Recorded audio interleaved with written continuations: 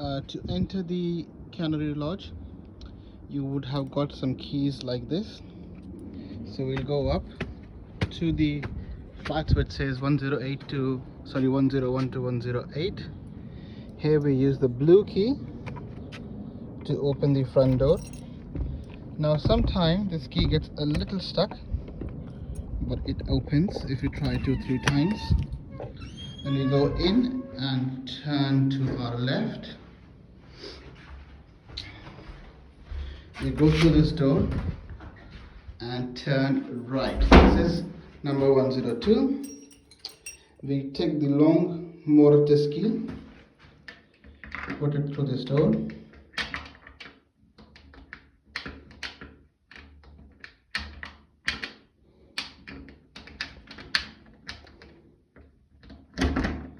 Yeah, turn it left. Then we take the small silver key